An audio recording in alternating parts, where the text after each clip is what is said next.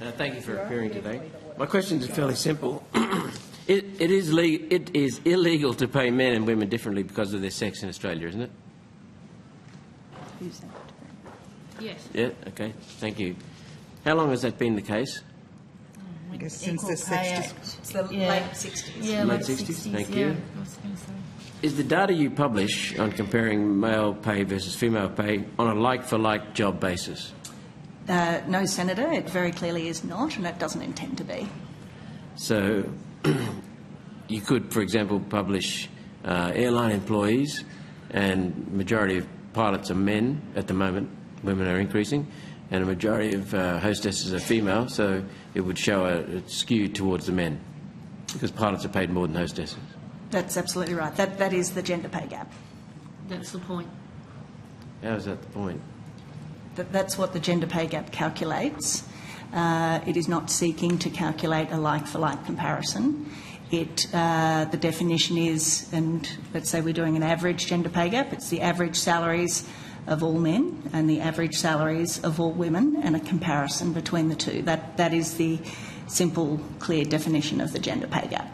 Isn't that it's not on a like-for-like basis? It doesn't accommodate hours because men tend to work more hours and men tend to be in more dangerous jobs generally.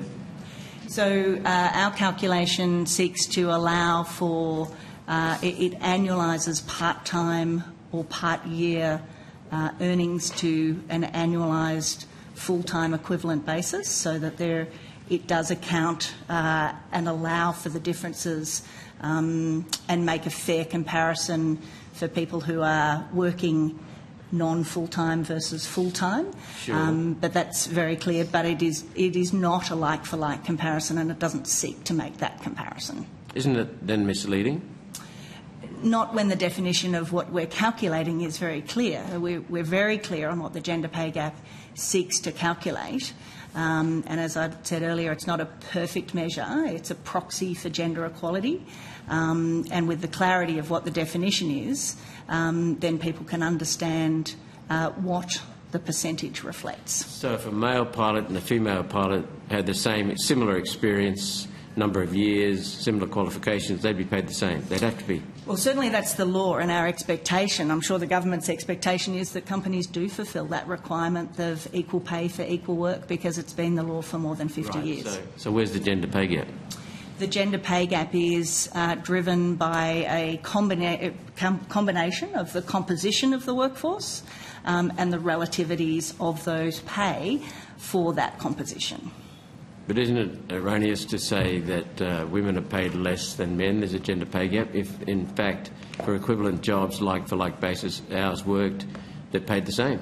So what we're very clear in our communications is that we will say women are paid less on average than men in an employer, in an industry, in an occupation when we describe the gender pay gap. So I've been to some pretty advanced statistics classes, but you don't have to do that to realise that averages can hide a lot. Averages can misinform and mislead. Absolutely, Senator. So once again, the gender pay gap is a proxy that commences a conversation about what's driving those differences. And we talked earlier with Senator Hume about the employer statement gives employers a mechanism by which they can then say what is driving the differences in their composition or in their pay and remuneration rates and what things they're undertaking to address those differences. So you're trying to drive more female pilots and more male hostesses?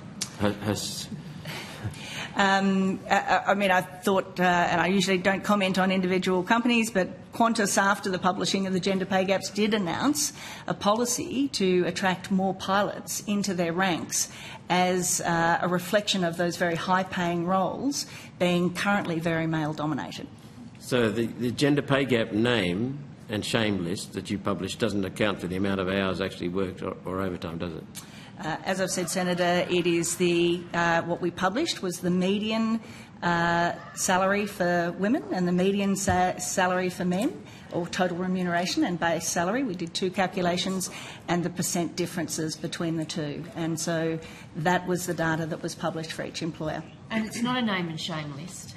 It's the data that's available to WGEA. People choose to use it how they choose to use it, but it's information that we believe is important to support the work that's being done to narrow the gender pay gap in the country.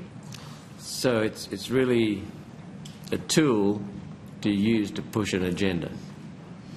Senator, it's an That's internationally... AGENDA, not agenda. It's an internationally used measure around the world. It's, as I said, the UK government 6 years ago started publishing gender pay gaps of their employers using a similar methodology. It's one that's been used in Australia for the last 15, 20 years in terms of its calculation.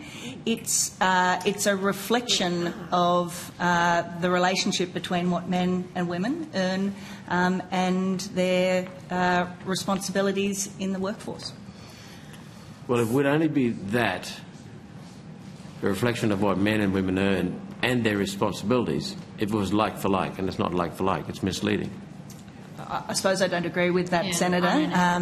The calculation is very clear, the methodology used for the calculation, and we're very clear that it doesn't seek to do a like-for-like. In fact, one thing that we're very pleased about is the conversation has moved from a like-for-like comparison, because that is the law and it has been the law for 50 years and companies should be complying with the law, to actually get to the differences about what are the structural inequalities that are driving the fact that we have a gender pay gap, as calculated, as described, across both the nation and in every industry across Australia. Do we have a gender pay gap, which implies that we're paying women less than men for the same job, or do we have a gap in skills and preferences for work?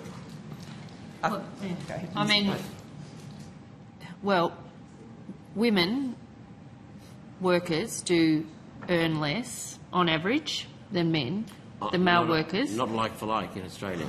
Well, nobody other than you is suggesting that we are measuring like for like. Nobody is. Ms Wooldridge and I, when we do media on this, make it very clear what the gender pay gap consists of.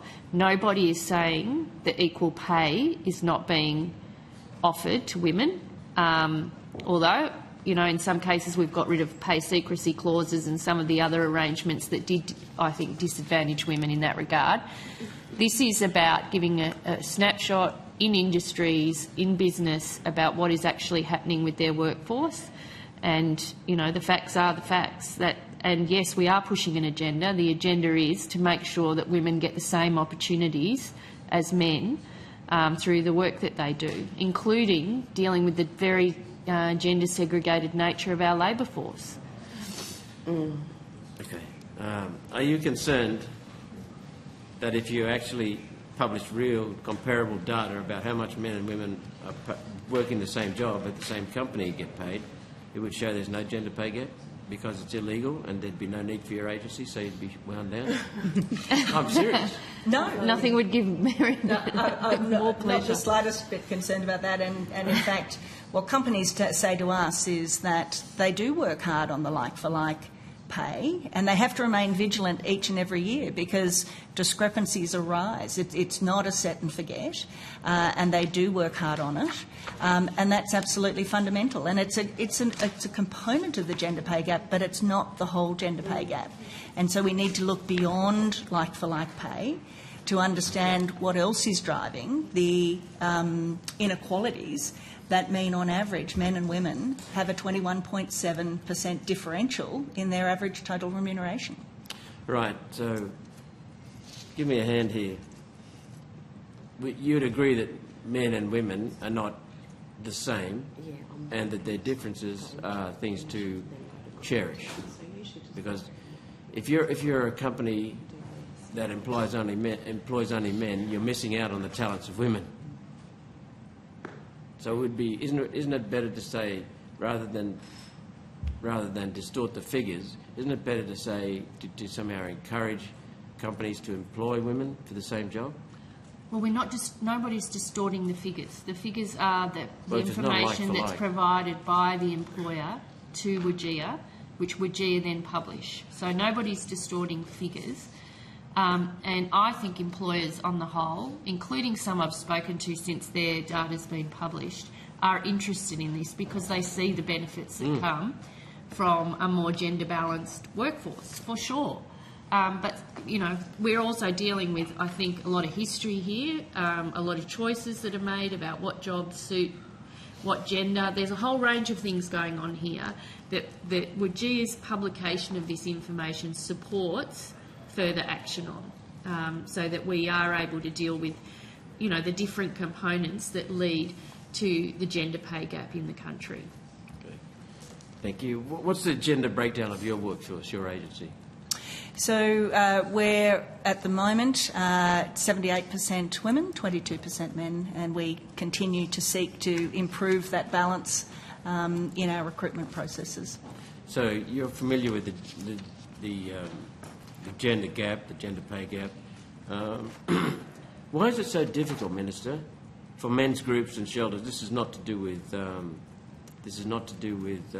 welfare payments or mental health and such, but why is it so difficult for men's groups and shelters to get support for mental health for men?